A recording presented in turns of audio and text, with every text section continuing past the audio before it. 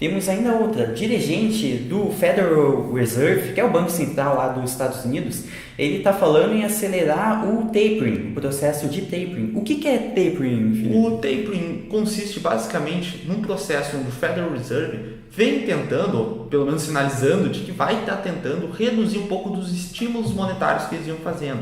Então, quando começou a crise econômica recente, a gente observou o quê? Uma redução muito grande do consumo, as pessoas consumindo menos, as empresas passaram a produzir um pouquinho menos também. Então, o que o Federal Reserve, os bancos centrais ao redor do mundo de forma geral fizeram? Estímulos monetários. Então, por exemplo, redução da taxa de juros e outras políticas monetárias expansionistas, como a compra de alguns ativos para tentar estimular a economia. O que aconteceu?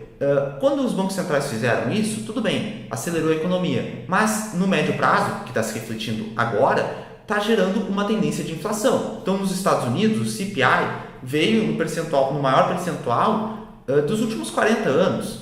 Então, poxa, é uma inflação que deixou de ser transitória, até o próprio Jeremy Powell veio sinalizando dessa forma que a inflação não é tão transitória, sinalizando talvez um possível aumento da taxa de juros e do processo de interrupção desses estímulos monetários que a gente chama de tapering. Então, alguns dirigentes do FED falando que podem estar antecipando isso para março, então antes do que o mercado estava precificando. Exatamente, e é aquela questão, pouquíssimos políticos, pouquíssimos diretores de bancos centrais gostam realmente de estar reduzindo a inflação. Pouquíssimos gostam de adotar políticas contracionistas. Então, se estão fazendo isso, é que o negócio está feio mesmo, o negócio está preocupante. Porque enquanto eles podem, e a gente vê isso cada vez mais, eles vão expandindo gastos públicos, vão gastando mais, vão inflacionando cada vez mais a moeda, desvalorizando o dinheiro, como a gente está em recordes, né, de dólares em circulação, a ponto de nem ter exatamente como saber quantos dólares tem por uma série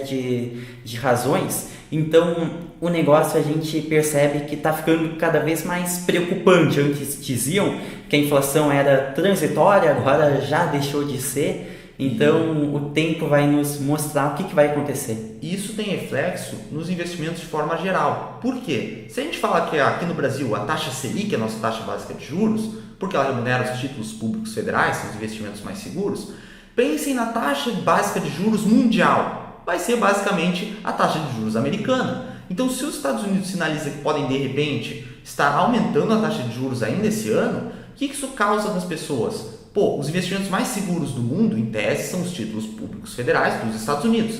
Se os investimentos mais seguros vão estar pagando mais porque a taxa de juros nos Estados Unidos pode estar subindo, o que acontece? Um grande fluxo de capital pode estar indo para o dólar, para as pessoas comprarem dólar e depois esses títulos americanos que vão estar rendendo nesse cenário um juros maior. Então, há uma tendência de valorização do dólar, uma precificação disso, e é disso que a gente vê a depreciação recente do real, muito em função disso. E também, como a renda fixa vai estar pagando mais, as pessoas têm a tendência de tirar dinheiro de ativos de risco, como da Bolsa de Valores, o S&P 500, que a gente trouxe o gráfico ali para vocês também, e estarem investindo um pouco mais em renda fixa. Ou seja, isso causa uma tendência de queda da Bolsa, uma reprecificação em função de uma taxa de juros maior. E a taxa de juros americana, como ela é uma taxa livre de risco, isso influencia no valuation das empresas. Se está com uma taxa livre de risco maior, as empresas tendem a valer um pouco menos também. Então, já fiquem ligados nesse fator de risco aí na hora de vocês estudarem os seus investimentos. Exatamente. E os Estados Unidos, por terem o dólar, que é a moeda padrão para pagamentos internacionais, é a moeda mais relevante do mundo ainda, então toda mudança que ocorre reflete no mundo todo. E historicamente a gente vê que quando os Estados Unidos eles aumentam então os seus juros, por exemplo, fazendo, como o meu colega falou, os títulos ficarem mais atrativos, que acaba muitas vezes trazendo capital estrangeiro para os títulos americanos, acaba tirando então também dinheiro de outros países, fazendo com que moedas até de países desenvolvidos europeus acabem se desvalorizando. Quando a gente tinha o padrão ouro, tempos atrás, na década passada, a gente via isso se refletindo em tirada de ouro de outros países e entrada nos Estados Unidos. Naquela época, a gente viu várias vezes países estrangeiros, como Inglaterra, lá durante a década de 29, pressionando o governo americano para voltar a inflacionar mais a moeda, basicamente para o ouro parar de sair da Europa e parar de entrar tanto nos Estados Unidos. Como a gente viu até no vídeo da crise de 29, o governo americano da época, do Hoover, cedeu.